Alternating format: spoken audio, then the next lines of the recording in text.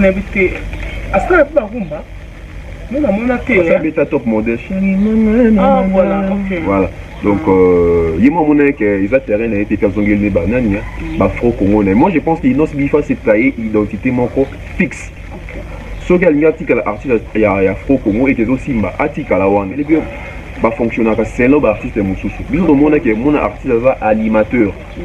Maintenant, comme leader, comme il n'y a pas yemba. Si vous monde que tellement yembi pétrole aussi m'a pété, bah doit bosser avec l'identité qui est animateur. Mais je te dis, pour la personne des exemples, il y a le scrum.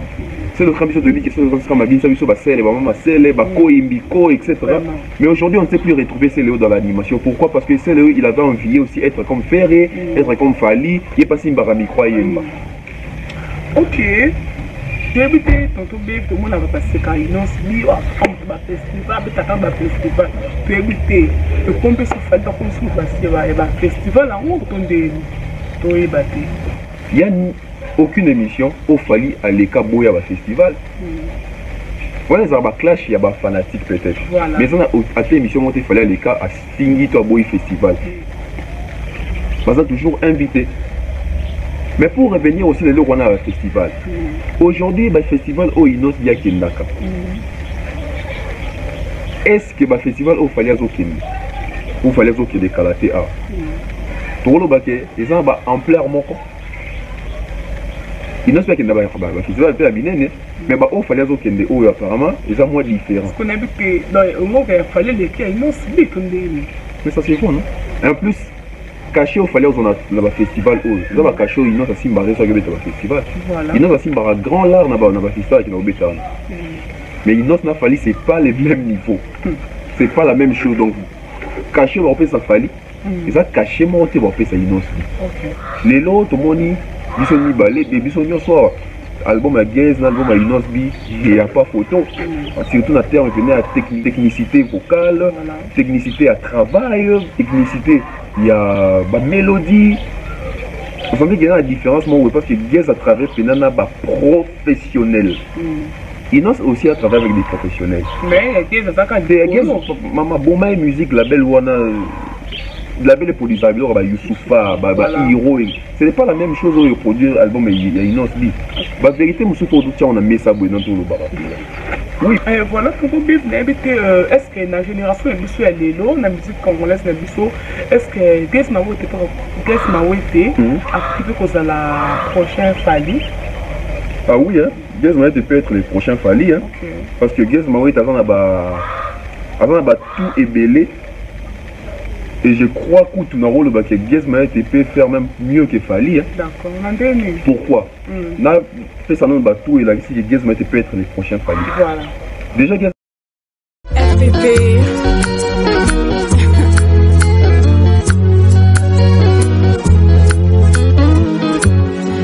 FPP.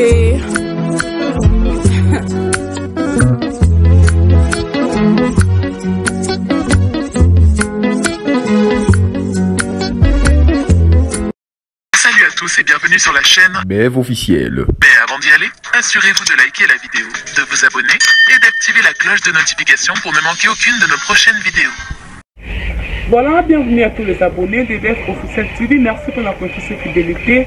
N'habitez que vous allez partout dans le monde. Il y a pour l'émission avec votre âme de servante.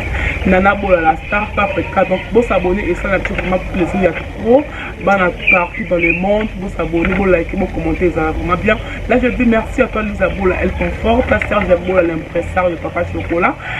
Rossi le bac Air Content International. Sans oublier Gabriel Léa Lucier pour ton apôtre donc grande semence sur la radio. Vous s'abonner et ça vraiment plutôt qu'il y a trop par rapport à l'actualité de ça pour que l'internet na biso tout ça qu'a obligé à répondre il y a pour ça donc j'ai encore un peu pour ça bino information réelle ba news ya solo avec mon invité Boyeba le déjà bien content de bonjour. Bonjour Bola Nana 4K la star. J'espère que ça va bien bonne santé.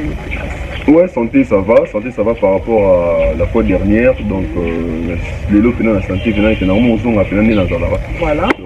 Dieu fait grâce, hein. J'espère que Baton tout Bazolanda Bisso, bonjour, bonsoir, ça dépend heure la Rolanda. Notre émission, notre chaîne web officielle, donc abonnez-vous massivement, c'est très important. Il faut tout s'arranger mon bouillon. Bateau va s'abonner. trop dédicacé bon on a dit ça on t'en prend oh ya boire non les caca ok donc toutes les personnes qui vont s'abonner aujourd'hui la prochaine émission on va vous dédicacer voilà donc dès que vous abonnez vous écrivez je me suis abonné avec votre nom autant en haut on va vous dédicacer l'émission prochaine voilà pendant que nous entendons vraiment militer nous balba caca télé zangonga nous la bisouté mani mon pas chaud n'invité d'après eux bon tout nous avons trop mais on a qui n'a pas parce qu'on a eu tout mes catégories de fonder ça la carte toujours bon avec qui moi si mutu alingaka trop na bolingo donc moi ça les camobile na bolingo quoi je peux c'est exemple que ngalo to pas moi mobile ben ngam na linga mi ce qu'on a habitué d'après est-ce que c'est surtout c'est le kuta na bolingo moi c'est linga mi donc on monte de la question yo bien dans la carte relation amoureuse entre l'homme et la femme na linga mi non donc mais ça la question bonité moi je pense bon vous allez linga mi ngeko za mobali mobali ndeni ils sont belles de linga mi na carte relation amoureuse et non on est pas contre là non contre ma casse non c'est ça pour na docteur non en fait dans une relation amoureuse na ka battu le baro non moi c'est na linga mi mais moi je pense pas vraiment moi je pense que les arabes sont des bibales non contre lui les andeni moi c'est na linga mi na sens ni na ko kutuna mabe na mono babe vraiment ebelé na supporter na obomba et après mon matin maman que dans le qui non trop na baï mais na bolingo ndanga mingi za moi donc vous invitez mon supporter biso que tant baba que moi ça mutu monene baloba ngo kwani te wana za batunde baloba qu'est-ce qu'il vous dit moi ça supporter mon bal yo ba ninga na ba ko boya yo famille ba ko boya mais moi ça ko tila ko boya ote makama wana bien de bokanisa ka bongo parce que non mais c'est en tout cas c'est un bon sujet je pense même bateau Hollande biso pour intervenir c'est un bon sujet en tout cas mais que nous avons raison te ngane nous avons raison biso mibali to lingara mingi na relation amoureuse binoté biso bas to lingara mingi na relation amoureuse qu'est-ce qui prouve bon l'autre exemple non yo so moninga mabe donc so biso to supporter te biso supporter pas biso te tika makabo bana oh il faut nous bien bon voilà quand on le baquet mibali bon non le baquet c'est la vérité yanga te le baquet ni mibali ba to dakate ça bon question mais dans sens moi comme moi là ça bon après olingo lingi mais suka zuna no ka mwasi na là tant ba mibali ba to ndaka te basi ba to ndaka si na dit que naza na ndeko na ngamba kufela mobali wana kana yo akufela mobali mais esali baton ebele asaye mo kasa pas l'aise exemple mususu cousine ngani ala poto mobali sa ana ki mais mobali a tricher mais tandis que moi ça kuna babala mais moi ça kuna poto mais ça a on peut mieux mais mobali a la kin a osa babi tika mudam vie mais comment que moi si am nene moi ça ninga makasi ko le mobali boso mobali ko na bité ko tricher za bien so mobali ko tricher to ke libana ngo sa galingi moi si de akoni nga moi si est-ce que moi ça ko mona makambo est-ce que moi si en supporter est-ce que ba mais il supporter et tu supportera deti j'ai un belo moko mais ya obi mama be mais to fa dans un contexte que relation à distance entre moi et mon bali na kanga motema biso kanga motema te biso kanga motema oko kendo tiki ngabi la tiki mo na kin na za awa boye ça ne kune na ça na ka bu mais moi c'est vite à la confiance tu vois en plus moi biso bas na la confiance na casse ko kamu ba te biso nde ya biso leka ya biso ba bas mais biso bas confiance l'équipe à 100% biso ba bas wanga boy ça me très minene tout ça bana baza jaloux makasi na kati ya relation mo ya bino basi ya biso te non ya ba kamoro ngana roza la boito en relation na moni autant na master nga boito lebi bula mabeza te mais yo so moni ngana master na ta pire yo déjà au bogi déjà makani bon ouais moi je pense que c'est aussi un problème de confiance moi je pense que bato c'est ça la confiance trop na bolingo ça faut biso ibali par rapport à bino yo au mona buna leki no bodi comme otimi ko mo bulele ngai voilà des et puis ça dit que son muto tricher toi qui est libanda qui a ligné moi si n'a été loin c'est longa comme ça va circonstance mon évidemment je peux pas si bilan de me compliquer à biso nga rose en table sur un petit exemple na rose en a relation amoureuse na fille mobo na mutu na qui va désirer en avec sa linga na sengi oh mais on va jamais moi net ya oboya ya sona ça ni mais vu que ça moi si na yo te a moi si na ngai mais a etinga ke mais okangi motema suka boss on va finir par ça là yango mais avant moi si na neni kana no pe karate parce que moi lobby boy na sens que bon je n'en cas tu est-ce que bi que soni mobile ya sengi moi si et que moi c'est bi non nazata musu disponible te to mikolo te que biso to pour ça un problème te mais moi c'est soit sengi mobile bi que en tout cas mikolo ta musu boy akomo kanisi la aide c'est que linga sauter c'est que libanda donc bino bah to continuer à ce jour voilà c'est son option to que pour la monia na profondeur de bien na bakao genre que ndiko bi que biso ba batu dans la jalousie par rapport que ko ngomba mobile na asaki to pour moni autant na to ça aussi moi si boye passe dans l'ina moi na sens wana que to ça moi qui jalousie mais bino de leka makasi sia bolinga se kombela kitoko kwana ba vile ba ebela bo ti bino bon vraiment mon commenter bon liker c'est absolument bien c'est un bon sujet voilà to dire le temps à la prochaine to ko tambi la maman qu'on a actualité sur la musique congolaise ah ok voilà l'habitude tonton Pierre d'après yo pourquoi ba musicien les biso ya awa ba musicien congolais na balbum na bango bana tout ba featuring mais tout le monde a plus ba musicien de bande ba star ba featuring et biso à kin awa album ya non featuring exact au monde ka yé moko ma musicien à salika yé moko et ça bon point. Bon en fait moi je pense que ma featuring ils ont déjà bien qui permettra à battre ça l'échange culturel, tout ça l'échange artistique, l'échange d'esprit artistique, d'écriture artistique, ma comme belé artiste ça là à travers ma featuring. Mais là on soulever aux gens qui question votre tout n'a raté. Pourquoi l'artiste est belé bas en capacité ça la featuring na album na bango. Et ça album il y a rumba et ça album dans sur les projets à Libanda. Au moins que l'artiste est belé bas ça na succès bas na renommée mais pour ça la featuring c'est tout un problème. Déjà, les problèmes se basent sur les carnets d'adresse. Moi, les gens qui ont raison, la featuring, c'est que tu as un carnet d'adresse. Moi, un carnet d'adresse, hier, on doit faire la featuring. Moi, les gens qui ont la featuring, car la légère, car la bouée. Dans ça, featuring, en tout cas, featuring, bouée, na bouée. Featuring, pour ça, il faut d'abord un accord. Accord wana eza ba accord moko très professionnel. Le ba featuring ebele ça mais ça pour na loyenge pour batuba mona. Mais tandis que featuring eza le rondé dans zo makambo ya carnet d'adresse. Moni le ba artiste ebele ba bima ba danger tout ça. Mais libanda petan sous ba yeba na ba artiste sous to ba artiste na ba yebi bango te. Parce que ba ça fait featuring na mutu oyo aza na makambo. Yo na succès na makambo te okeluka. Tu vandi ka alboelelo, na fait exemple moko aboé. Par exemple non aux artistes ni pour choquer batouté vas-y bon vas-y chaque Congo pour choquer dans côté chaque Congo les lois que c'est Davido featuring et c'est impossible parce que Davido bon ngabata la chaque Congo au dimanche na réseaux sociaux les années succès les années banze les années ni buena boy ils ont tous nyos on a et contact il y a un artiste ebelé lelo ba kana discours que featuring wana eza pour na rocha batu poids. Et ça discours à bateau a dit qu'il y a une occasion, une opportunité entière où ça va featuring na bateau parce que premièrement il n'est pas connu, azan a carnet d'adresse t, azan a label à malonga t, azan a producteur t, azan a manager t, habité à Kubanda wapi, à Kusuka wapi. Bateau belé yo parce que bazan pour ça la Bastille y a l'album net TikTok musique. Bateau pour ça là ngo.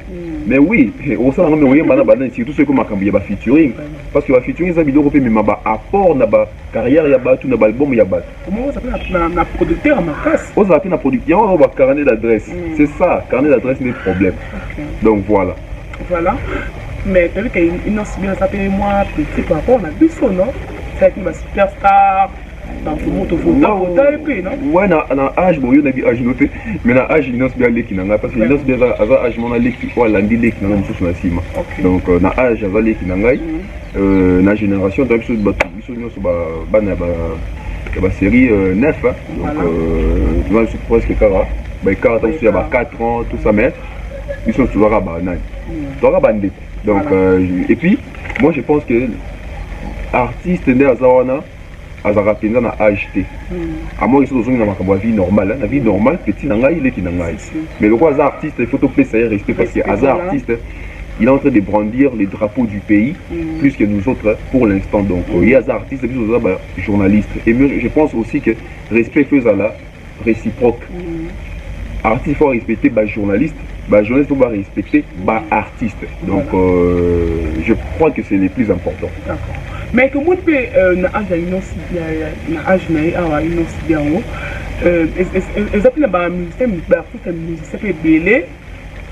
parce que le succès le quoi mais il y a une chance wana il y a moins succès l'invité. Ah donc ce qui n'a âge par rapport à 25 ans tout ça. Bon je crois ils avaient discours mon ayo quand même pas na yemoko inos même pas battu que non inos bi na âge na makamolo sala ba artiste bene ba âge wana ba sala rangote inos bi ba avantage za nango na âge oyo na ba artiste misusu wana na ba âge wana ba za nangote tozonga na mwa mukesima parce que les congolais ngaka kolobaka pour bato mona ki yazo lo bato yabi koloba inos bi aujourd'hui il a 25 ans le monde a 25 ans dans un Nicolas dans un ok donc Inos bi a 25 ans c'est qu'on a 25 ans c'est quand on va le artiste il faut autant avoir comme artiste bachela Inos bi bachaka ba fali nous dans les bosso bachaka na fali na ajo na makam fali Inos ça là fali na âge on a ça là en côté déjà fali à 25 ans je pense qu'il fallait à 25 ans, elle avait déjà une belle vie, en homme déjà vie bien. Et ça n'est standing mon inostabilité parce que autre temps aussi, autre mœurs. Mais en termes que dans 25 ans, nous sommes déjà autonomes, je crois que fallait déjà de 22 ans déjà bazaki déjà kutunde donc pas seulement fallait Kofi Olomide na 25 ans bazarande nini ba faire na 25 ans bazarande bazamo ebele mutam tozana ba na wenge bango banda kutuso ba mbi to akuti na 20 ans d'âge donc ça ya bango yokala peut parfois ya innocent yokani lelo effectivement parce que les autres sur internet les autres sur YouTube les autres sur na réseaux sociaux les deux innocents sont ba poster JB les deux robi m'appelle habitant sous na année kingandi tant tous ensemble dans son bamutuka mo boy tant on masse année de bayo témoigner mais biso beto robo parce que tout le monde a été mais les problèmes aujourd'hui avec les problèmes c'est quoi c'est les réseaux sociaux ne m'ont sanguisé sur makambutu ils ont fait sa visibilité dans makambu belé parce que trop le bapé que inosbi les deux peut pas que inosbi a outa orchestre moroté mais a excellé mais inosbi a outa la compétition au batu ba voter pour exceller donc moi je pense que Moutam dans la place naïe, Moutam dans la particularité naïe. Il n'ose bien sur la musique naïe, il n'ose bien à la distraité, à la congolaise ou à la quinoiserie. C'est ça où on a rôle na inosbi. Donc et puis bato batuna discours on a que oh inosbi na âge oh ya zana ngo batona ko basala nini te. Moi c'est on tout dara batuna ba lo ba bon je crois mingi mingi dans la fanatique na et peut être que se justifier à quelque chose. Mais moi je pense qu'aujourd'hui bato faut pas tout dans des questions. Est-ce que musique au inos la zo beta lelo? Est-ce que na ba âge ya ba fali donc inos on a ba âge wana ba 45 ba 50 etc. Alors beta biso musique nini? À maintenir succès n'a pas fallu dire ça va succès n'a pas âge à 45 ans old. Ce n'est pas à ce là pas rumba. Non mon athée. Ça bêta top modèle. Ah voilà, OK. Voilà. Donc yema mon que ils a terrain a été fait zongel ne banane ba fro congolais. Moi je pense qu'il nos bifa c'est tailler identité moko fixe. So que il article artiste ya fro congo et que zo simba article la wana. Mon na vie peut pas luka ko prouver batuto ko emboîter vision mususu parce que aujourd'hui l'artiste est belé que va fonctionner c'est là l'artiste mususu biso to mona que mon artiste za animateur mettons comme leader comme ngaye pa yemba si comme moni que tellement yembi peut trop aussi mba pété ba doit bosser avec l'identité qui za animateur mais je te dis tu as personne des exemples c'est le scrum c'est le scrum de qui c'est le scrum ma binsa biso ba sel ba mama sel ba ko imbiko etc. Mais aujourd'hui on ne sait plus retrouver Céléo dans l'animation. Pourquoi? Parce que Céléo il avait envie aussi être comme Ferré, être comme Fali, il est passé Mbarami Croyemba. Bill Clinton peut se mourailler là biso pe l'amour est si bon. Donc il y a moi mon que Simba qui t'a zonga pe na animation mais le roi déjà bomaki identité aujourd'hui Bill Clinton c'est très difficile à ça la génique moro et kangi suba et puis si pendant makamunda no pe sakala. Donc Inos aussi, il n'y a pas mon que ah, bazo takinga trop que nga on ka muto sauter na meka pe rumba on ka pe comment ti bango. Parce que toi aussi partie de l'influence sur Fali. Fali oyo ba yebi ki azar artiste rumba. Mais fali yango er mo bonga na animateur isimba er mo bonga ni yukiye isimbi er mo bonga ni rappeur isimbi et tout le monde aussi veut être polyvalent tout en oubliant que muta muta ba capacité na ba talent na ye. Donc voilà, moi je pense que sauf que dans le album Mortel 06 apparemment il doit bien miser que na trop na rumba. C'est pas évident. Terrain on est à terrain na été. On est comme si que la ba Kofi, ba Fali, ba Ferré, ba héritier Watanabe donc. Voilà. Doit changer na état tikane ka bon ouais. Atikane na fo nani na fo Congo na. Et puis aussi ba kutu pour na donc on va continuer dans style na yo c'est très bien. À pas comme sous parents. Voilà, comme écoute parents donc faut payer attendre la fin de la texte avant nzembu na tout ça. Donc yo kangaye. Ah yo kangaye donc question photo se pose là. Style oh ba inos bazo beta lelo est-ce que na ba cinquantaine d'âge ba robeta tout style nini parce que ils ont ba âge pe si ba pe na ba style nango. Lelo so moni pe ke fali amu chapé rumba a chepé na côté parce qu'ils ont comprendre que nazo évoluer pe na âge ba public pe ils ont changé. OK. Tu es habité tonton B pour moi na ba passer quand ils n'ont mis au fond ba festival ba festival. Tu es habité le compte se fait pas comme si ba festival en haut tonde to e baté. Oui, hein, parce que tout le monde dans la communauté, dans la page à polémique, etc. C'est car Inos, il y a un festival, il y a les rois des festivals. Mais les autres, tout le monde était fallu pour papier. Très attendu dans 4 festivals. Hein, donc, toujours dans l'histoire déjà, on a la couleur café, donc on a un carnival, ils en a UK. Donc, fallait pour papier, tout le monde était festival et en haut à Robert Tango. Si vous bateau, vous avez Inos, les rois des festivals. Moi, je pense que les lots dans la vie, comment c'est cas, tout taquiner mutu ceux qui vont peut-être opportunité donc on va faire des opportunités et donc on est comme bien mais dans sens ni dans rien de les locaux et donc bateau bateau va featuring donc tout bête ma solo tomba ça va featuring comme bien bateau boya bande ma français tant on va dire français et combien on va commencer dans et combien bien il y a aucune émission au fali à l'écart boya festival. Voilà, ça va clash, il y a des fanatiques peut-être. Voilà. Mais on a à cette émission, il fallait les cas à Stingy Toboy Festival. Et puis il faut faire la différence, il y a des festivals. Le festival où il y a ça tient d'accord. Est-ce que ça au dimanche, moi on a un festival où il fallait à Zokende. Il y a aussi une nuance. Parce qu'il y a festival aussi et festival. Et en plus, il faut regarder le roman comme biso, artiste na biso. C'est bien, dans mon réunion, il y a qui n'a rien pour responsabilité biso dans le festival. Falipe, Gez Mawete, Robi aussi. Bateau qui n'a quand même un festival à Bingsi Bangouane.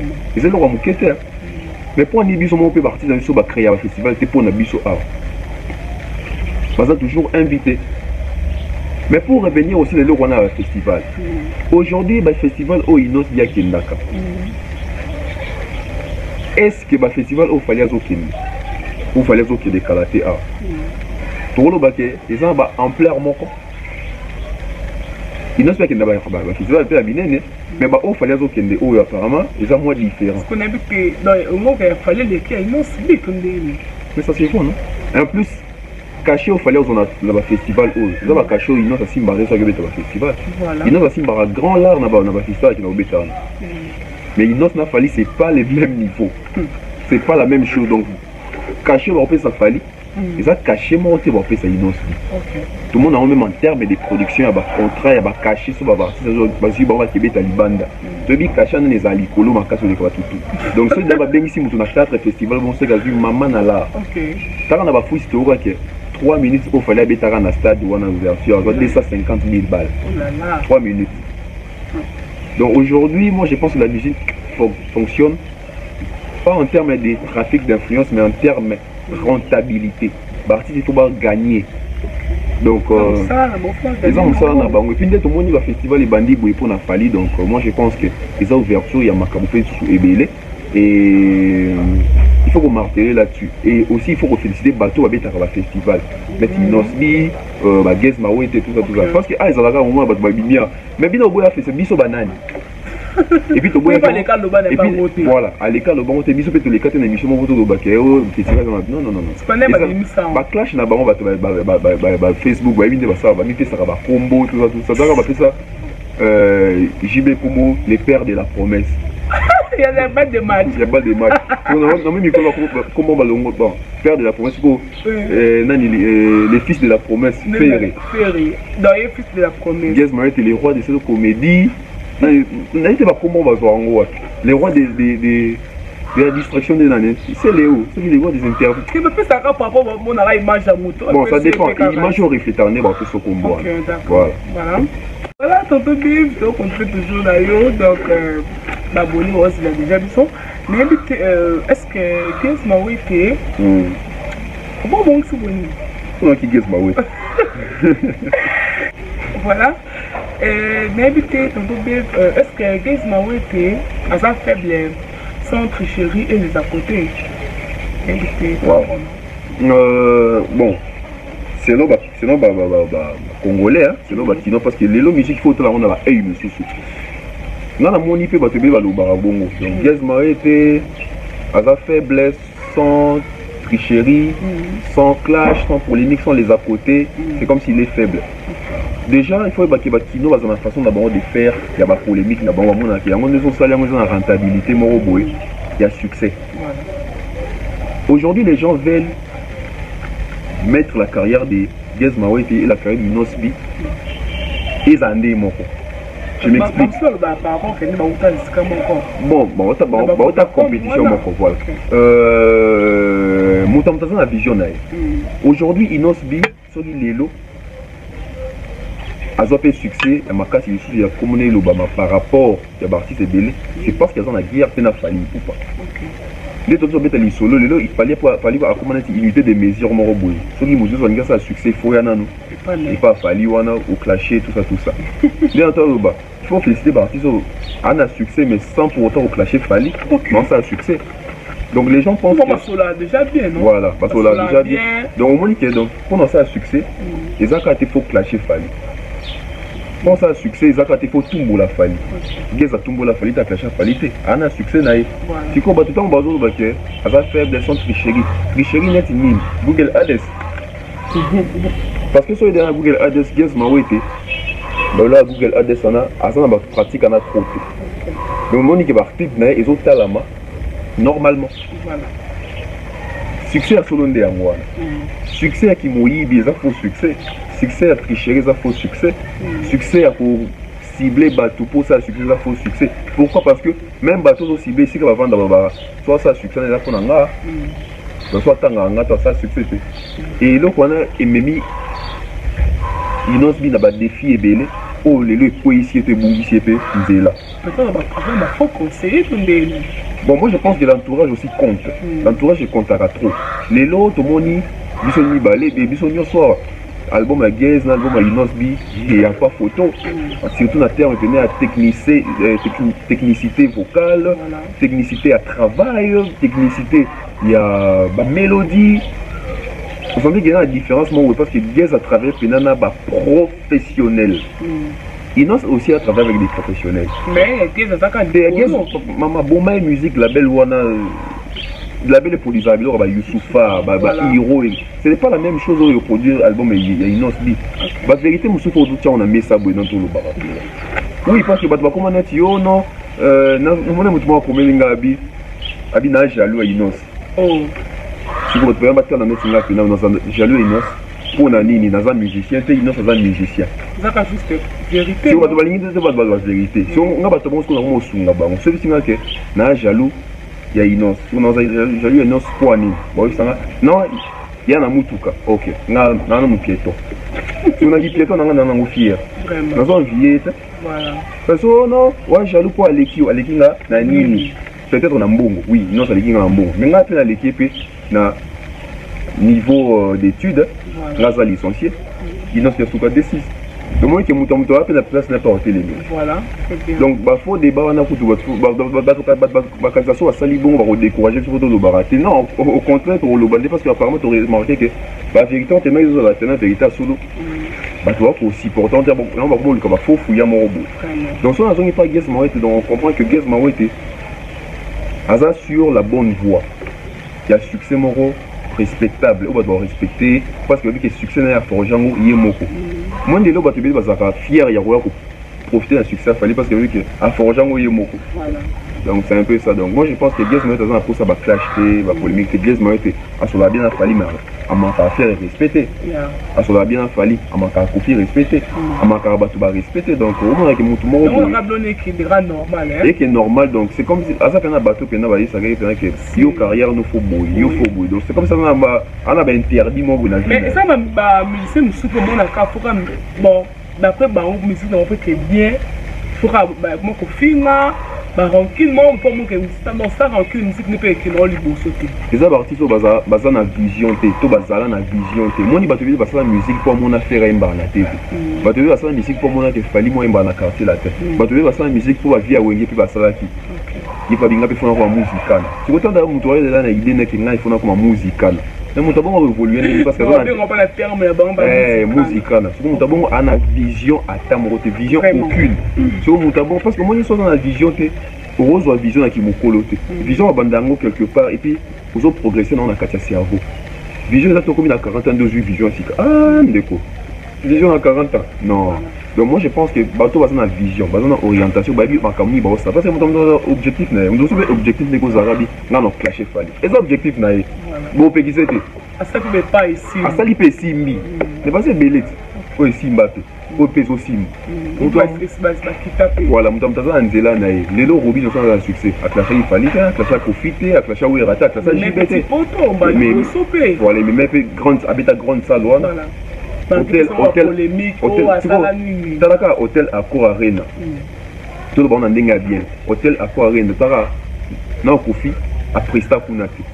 Kofi après ça, na Bercy. Mais depuis comment Hôtel Accor Arena, Kofi après ça, Kunate, Ouer après ça, Kunate, Jiba après ça, Kunate, Fabrice après ça, Inos après ça, Flair après ça, Robin après ça, Kunate, Gesmet après ça, Kunate. Pourquoi? Parce que, Bazar qui vrai.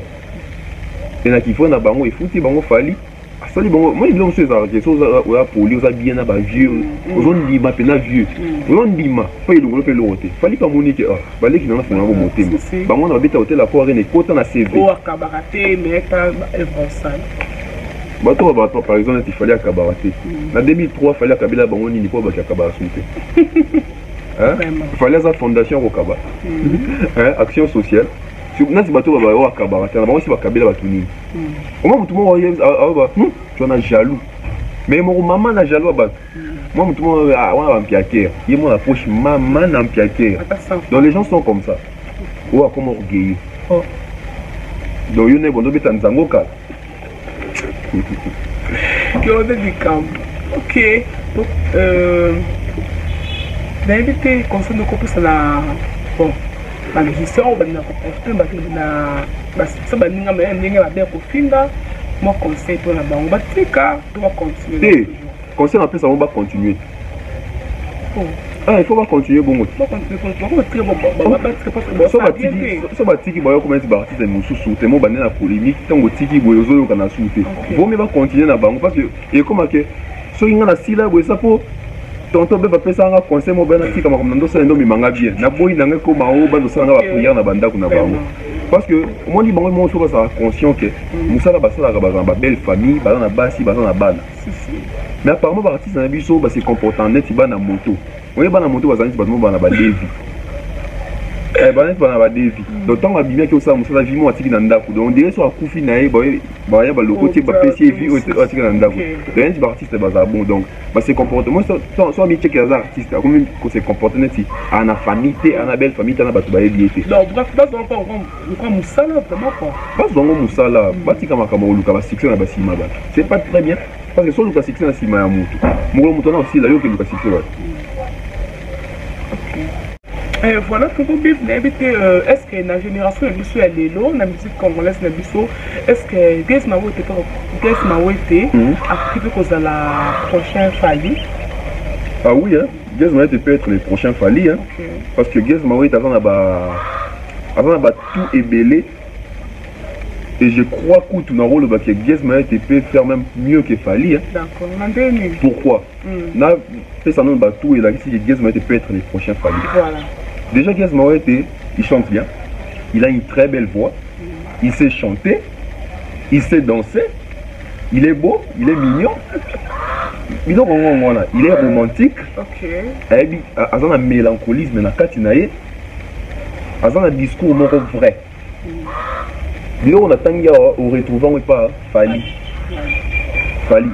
maman na danseur Fally maman na chanteur Fally maman na mélancolisme Fally maman na romantique Fally mukolo bongo ba mignon abo mignon za kuna ba jeune non jamais la galerie aza mignon aza beau mais moi je préfère na beau mignon no mo ngani simo moi jeune moi mais en tout cas donc bidon atangi ba qualité oyo Fally aza nango to retrouver peut pas Jazz Mawete et aza na détermination aza na ambition parce que soki kubanze mune mso aza na kati album au canton Betango depuis 2012-2013. Donc il avait déjà ses chansons, à la conception, à la fil d'idées, et aujourd'hui tout le monde a la concrétisation dans le monde. Dire que dès dans le bas, ok, Jazz peut faire mieux que Fally. Oui, pourquoi? Parce que Jazz a un avantage au Fally, Bazoua Kate. Nga lelo na zana moi regret au monde a section Fally au sala on a AJP à Kimokolo. Admettons que Fally peut pas déjà succéder au abandon on est à 25 ans. De l'autre Fally nga zala loin au savanaté. Mais de la guerre du coup opportunité bazana ngo ba Fally bazwa ngote. Ba Fally ba kutana réseaux sociaux peine zala raté. Musique na biso kwa ya Kinshasa o ya mo tourner na Kofi tout ça. Mais ba guerre c'est aussi une opportunité les YouTube et les réseaux sociaux zali ba TikTok, ba Instagram tout ça. Public peut changer ça. Et les style la musique oh ba guest ba kuté nango ça style la musique moko facile ya ko s'adapter nango en termes ya koteka en termes ya visibilité en termes ya téléchargement mais kamutu en tout cas c'est vraiment la génération 2.0 au guest à kuté nango voilà pourquoi je dis que guest est un peu plus avantageux que Fally. Fally a un avantage puis a un avantage pourquoi parce que Azara déjà une vision il y a ba style mo libanda na mutu il est côté trop balo quoi kanza tout ça et orienté pêche même musical nena oreille musical naï yango sali les deux que tant fallait écouter une génération où il y a 2.0 moi banzembo ya français etc tout ça le quoi déjà ça qui na kati ya ben wana et puis ça na ba tout na tout tangelo qui est mignon romantique ma comment surtout et balani yango ça neti bato ba mona Fally jeune fallait ba mukolo par exemple à 45 ans vous voyez pas raté 45 ans c'est beaucoup mais tellement que ils ont vision et puis écoutani la circonstance donc destin écoutani il paraît jeune parce qu'il est dans ça et il se retrouve dans ça si vous opportunité au gazmata azan nango ya koleka fallait ça que non jeune public yango yango wana ba millions de vies yango wana zo nango déjà na âge mais azan nango wana et puis ba gazmata baza bato ba Fally bazo kende ba 50 55 ans 65 banini to ba Fally bazo ba 65 ba gaz bazo ba 45 ba Fally ba nango donc so ça dit que Jazz Mawete à une carrière au sérieux, il a à prendre au frère Fally, il peut mieux faire plus que Fally. Donc plus ayoka mikolo quoi. Koyoka mikolo pas seulement Fally. Koyoka mikolo, koyoka pe ba chanteur msundeni bazo yemba mingi kotala ba chanteur ya libanda. Les deux sont Fally za o azali wana c'est parce que Fally za na œil regardant libanda trop. C'est ça, il y a un peu écoute une jalousie entre baron et baron musicien. Quand c'est pour baninga batalibanda na baron moko na kati awa. Na kati c'est un créer ba problème entre baron. Na kati donne d'exemple là.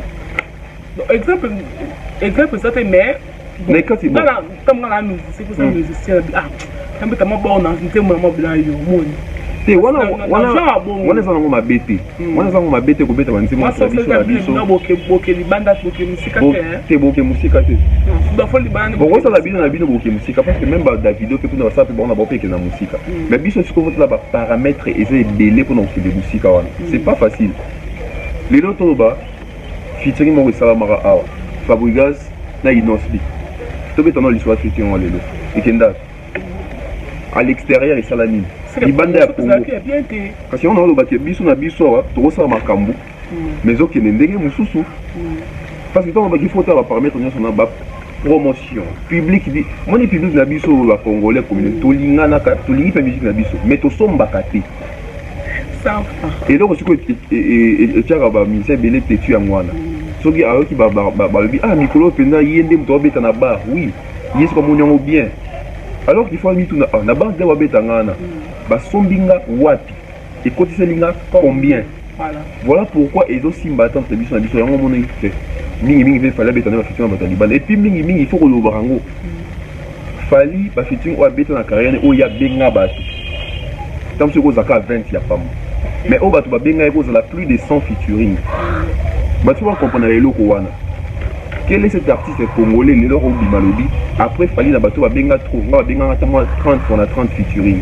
Qui ba inviter ngai et yo canapé. Biso to vanda ke to ganze moko apesinga bon voyage ngalinga eh yo voyez bien. Na ça que tu dois ebani. C'est ça là. Et tu vois ndaka wana quand ba featuring en scope. Bon la film de benga fallait non. Oh. Bon il fallait obliger un album.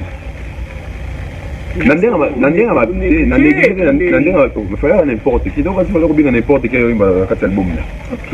Non. Parce que moi les vidéos ils ont un très professionnel. Les gens on a mon battu les autres c'est plein de respect. Pour nini fallait moi qui a cabareté comment ça l'album urbain mais on bien GSD na Mundi Bouté. Non, c'est pas encore les moments. Il fallait en train de tailler un chemin et ça viendra. Et quand ça viendra au Cap au moins il y a bien mon cap pour hasard petit. Oh, mettons on a bien bon monde il faut bien bango. Donc Jess m'a été lélo net album a bien il a surpris tout le monde et nga elo ça nga bien album a Jess m'a ça bateau ando fin la Jess m'a na ba wando se kai. Ba ko ko lo baté. Bazo koka ko lo baté. Ba ko ko justifier. On justifier ni musala za kitoko. Ceux qui featuring a bien déjà na VG Dream. Tika na yo. Oh, OK, bah ça peut aller. Oh, yango te bima ko pona wana c'est Tika. Ceux qui featuring a bien na qui black. Matoi. Matoi en tout cas. Donc Guess Maeta zonga ndesiko abanda promo parce que na moni fali abandi déjà pour moi. Na moi déjà déjà une émission moi ça donc fallait abandi déjà promo donc Guess Maeta faire profiter bien ça pour mon ngapé na zo sala. Voilà. Parce que ngalo baki qui t'oppose des adversaire na ezali puzzle album ya Guess Maeta. Sur ce je vois comme ça il y a Sylvie Mawete.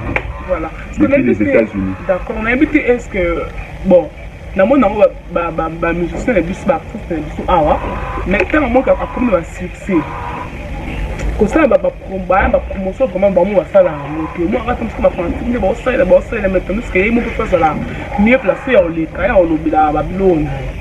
Ouais, quelque part tu rappelles négligence père d'artiste hein à moins qu'il y a comme un succès bon l'homme ils ont un succès normalement on commence à la et bêta ils ont fait des erreurs ébélées mais me rappelle na ba flop et me rappelle na ba raté tout ça mais c'est quoi les gens sur les amis pour ça ba fanatique non ba fanatique na yo OK moi ça ba fanatique non on s'appelle au côté si tu vois d'accord succès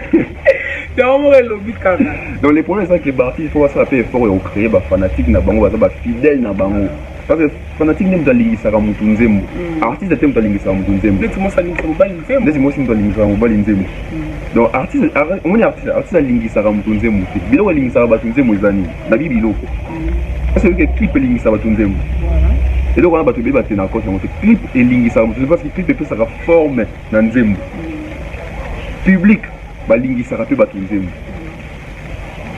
pour preuve artiste be ko ta ba ko ta ba studio bité que nzembo nem de ça succès.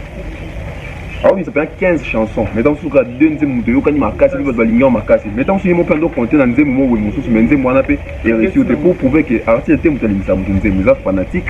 Et dans l'histoire fanatique de lingi ça mutu nzembo. Donc voilà. Quand clip pendant jugement, va tenir dans bateau, banini, un clip très bien réalisé. Donc voilà. OK, voilà. Professionnalisme peut me rappeler dans ba clip non seulement dans ma qualité mais même dans ba clip aussi. Il faut primer ma carte. Votre travail est bien ça là. Ah oui. Hein. Voilà, nous sommes presque à la fin de notre émission. Nous avons été vraiment branchés par le monde de Kolanda et nous sommes venus à l'île. Donc ça marche à quoi? Volonté. Nous sommes nous avons été vraiment branchés partout à Kolanda et nous sommes venus à l'île. Aux élèves avant que ça nous mette pour remettre un peu de défi. Sujet à la prochaine émission. On a évité quelques mots à dire qu'on a un peu clôturé pas de dédicace. Merci à toi une fois de plus donc merci comme ça à César Amani Amani César sponsor officiel de la chaîne YouTube officielle. Je vois comme ça Maman Flo hein, Idée Clarisse, je vois comme ça Flé Douloubenzi hein, l'honorable Prince Tukuzu, Kelly Charoston, Fiston Coloqué Zapatero et à Maman Prudence. Je vois comme ça, il y a Théo Maïla Bibliothèque à Musique à Congo, JP Batiki na Lyon, hein? Chouchou Botems, je vois comme ça, Anicia Cardozo, Stéphanie Mac, Gigi Bayonne, Naso Andi Boaka. Oh là là. Oh là là. La moyenne, c'est cerveau est pété. Ok, voilà, merci pour la confiance et fidélité. Vous avez vraiment branché. Il y a Kolanda Bissou, l'émission de Allélo. Là, je dis merci à toi, Lisabola. Elle confort. Vous avez un défaut, donc vous s'abonner massivement. Et ça, absolument plaisir à la prochaine. Oh, c'est là, au nom de Oncle Chico Moucheni, Oncle Chico Moucheni. Vous savez, Oncle. Oncle Stone Mwamba, donc je vois comme ça Bishop JC Chibaka depuis le Canada, Oncle Nanga. Donc depuis Canada. Sans oublier Tiesco, tonton Francis. Anniversaire de Canada, ça anniversaire le 23 mars. Tonton Beb est né le 23 mars. Je n'attends pas vos souhaits, j'entends les cadeaux. Voilà, retrouvez-nous à la prochaine. Bye. Bye bye.